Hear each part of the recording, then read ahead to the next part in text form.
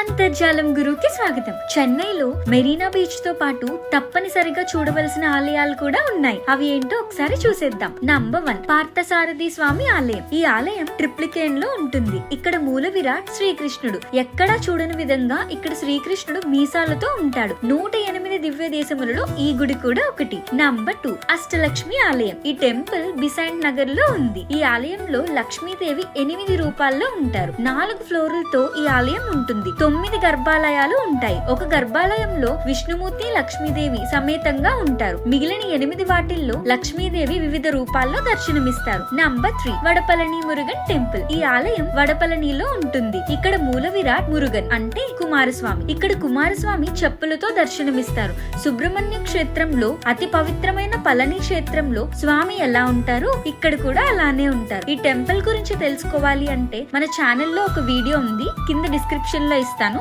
చూసేయండి. Number 4 Kapaleshwar temple. ఈ ఆలయం మైలాపూర్ లో ఉంది. ఇక్కడ శివుణ్ణి కపాలేశ్వర్ స్వామిగా పిలుస్తారు. పార్వతీదేవిని కర్పగంబల్ గా పిలుస్తారు. ఈ ఆలయం పెద్దది, పెయింటింగ్స్ తో గోపురాలతో చాలా అందంగా ఉంటుంది. Number 5 Shri Adikesava Perumal temple. ఈ ఆలయం కూడా మైలాపూర్ లో ఉంది. 108 దివ్య దేశములలో ఈ టెంపుల్ కూడా ఒకటి. ఇక్కడ విష్ణుమూర్తిని ఆదికేశవ పెరుమాళ్ గా మరియు లక్ష్మీదేవిని మయూర్ వల్లి తయారుగా పూజిస్తారు. 12 మంది అల్వార్లో ఒకరైన పయల్వార్ గారు ఇక్కడ జన్మించారు అని భక్తులు నమ్ముతారు. ఈ షార్ట్ నచ్చితే please like, share and subscribe. Video పెట్టగానే నోటిఫికేషన్ రావాలి అంటే బెల్ ఐకాన్ మీద క్లిక్ చేసి ఆల్ సెలెక్ట్ చేసుకోండి. See you guys, by.